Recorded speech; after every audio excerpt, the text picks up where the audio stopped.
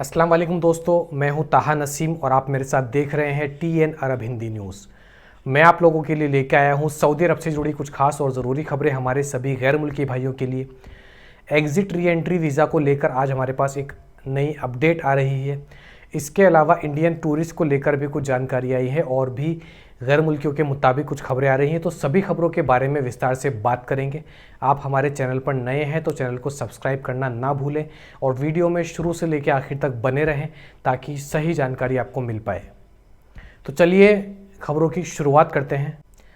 पहली खबर हमारे पास आ रही है रियाद से। रियाद के अंदर आज एक लोकल दुकान के अंदर भयंकर आग लगने की खबर जो है सामने आ रही है और दुकान के बाहर जो दो गाड़ियाँ खड़ी थी उन दो गाड़ियों में भी दुकान की आग वहां तक पहुंची और दोनों गाड़ियाँ ही उस दुकान में लगने वाली आग की लपेट में आ गई।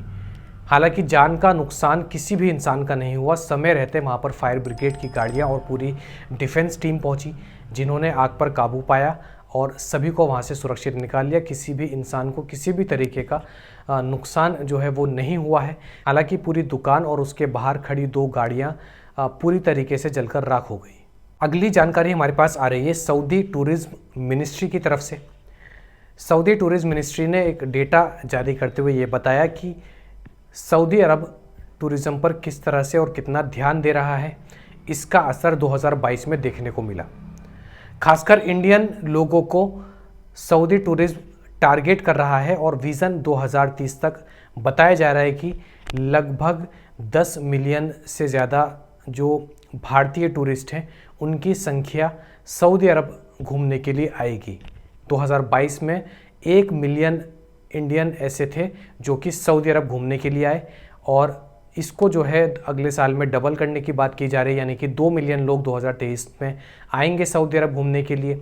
और सऊदी अरब का खास ध्यान है यहाँ की जो हेरिटेज सिटी है और जो हेरिटेज प्लेसेस हैं, यानी कि जैसे हमारे यहाँ पर लाल किला है, कुतुब मीनार है, वैसी ही यहाँ की जो पुरानी चीज़ें घूमने के लिए हैं जो कि अल उला में मौजूद हैं, अलबाथा में मौजूद हैं। जैसा कि आप इस तस्वीर में भी देख सकते हैं, पिरामिड की शेप में ये एक मिरर का पूरा हेरिटेज बनाया हुआ है।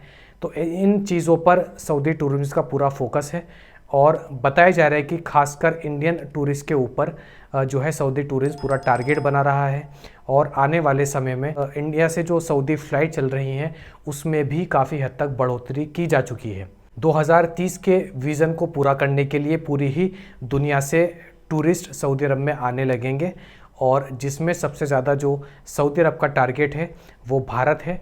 इस साल हमने देखा IPL में भी किस तरीके से सऊदी टूरिज्म का प्रमोशन एडवर्टीज़मेंट जो है इंडिया के अंदर चलाया गया। तो सारे ही मामले जो है 2030 विज़न को ध्यान में रखते हुए और उसको पूरा करने के लिए ये सारे इंतज़ामात किए जा रहे हैं। अगली जानकारी हमारे पास आ रही है जवाज़ात की तरफ से। जवाज़ात के ट्विटर अकाउंट पे एक शख्स ने सवाल पूछा है। उसने सवाल में ये लिखा है, मैंने अपने बच्चे की एग्ज़िट री एंट्री वीज़ा लगा दी थी लेकिन अब मैं उसको रिप्लेस करना चाहता हूँ एग्ज़िट वीज़ा से, तो क्या मैं कर सकता हूँ और मेरी जो एग्ज़िट री एंट्री में 600 रियाल लगे थे वो मुझे रिफ़ंड मिलेंगे या नहीं मिलेंगे।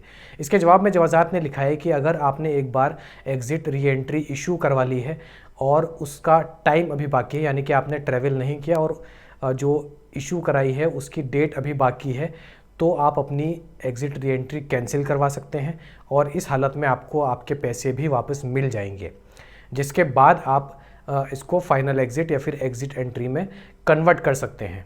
लेकिन आपने अगर एग्ज़िट री एंट्री लगाई है और उस वीज़ा का टाइम ख़त्म होने वाला है तो फिर आप अपनी एग्ज़िट री एंट्री वापस नहीं ले सकते, आपको दूसरे मुल्क जाकर वापस आना पड़ेगा। उसके बाद आप जो है फाइनल एग्ज़िट लगा सकते हैं। अगली जानकारी हमारे पास आ रही है किंग सलमान रिलीफ फंड की तरफ से। तुर्की और सीरिया में जो अर्थक्वेक आए थे उसके लिए आज भी सऊदी अरब से मदद भेजी जा रही है। 17वां प्लेन मेडिकल हेल्प का आज रियाद से तुर्की के लिए उड़ा और बताया जा रहा है 52 करोड़ 34 लाख 71,692 रियाल अब तक जो है मेडिकल रिलीफ फंड में, जो कि सहम के नाम से सऊदी अरब के अंदर चल रहा है, इसमें इतना पैसा आ चुका है। 52 करोड़ 34 लाख 71,694 रियाल। इसको अगर हम INR में कन्वर्ट करें तो कोई नंबर भी जो है हमारे आसपास नहीं आएगा। इतना पैसा सऊदी मेडिकल रिलीफ फंड में सऊदी अरब की जनता ने जमा कर दिया है। 33 लाख लोगों की तरफ से डोनेशन आई है, जो कि सीरिया और तुर्की में हुए अर्थक्वेक की वजह से वहाँ जो नुकसान हुआ उसकी भरपाई कर रही है। और आज 17वां प्लेन रियाद एयरपोर्ट से तुर्की के लिए उड़ा। तो ये बहुत अच्छी बात है कि किंग सलमान और मोहम्मद बिन सलमान की तरफ से ये रिलीफ फंड आज भी चलाया जा रहा है। और आज भी सिर्फ तुर्की और सीरिया में नहीं, बल्कि पूरी दुनिया में जो क्राइसिस जहाँ पर हुए हैं या जहाँ पर अर्थक्वेक आए हैं, वो सूडान हो, तुर्की हो, सीरिया हो, फ़िलिस्तीन हो, सभी जगह सऊदी अरब की तरफ से मेडिकल की हेल्प और खाने पीने की हेल्प भी पहुँचाई जाती है। तो ये थी आज की कुछ खास और ज़रूरी खबरें सऊदी अरब से जुड़ी हुई। ऐसी ही खबरें मैं आप लोगों तक डेली पहुंचाता हूं। इसके अलावा कोई भी नया कानून आता है सऊदी अरब में वर्करों के लिए, या फिर पुराने कानून में कोई बदलाव होता है, तो उसकी भी अपडेट मैं आप लोगों तक देता हूं। वीडियो पसंद आई हो तो चैनल को सब्सक्राइब करना ना भूलें। मैं ताहा नसीम अब आपसे इजाज़त चाहता हूँ। इंशाअल्लाह कल आपसे मज़ीद खबरों के साथ फिर मुलाकात होगी। तब तक अपना ख्याल रखें।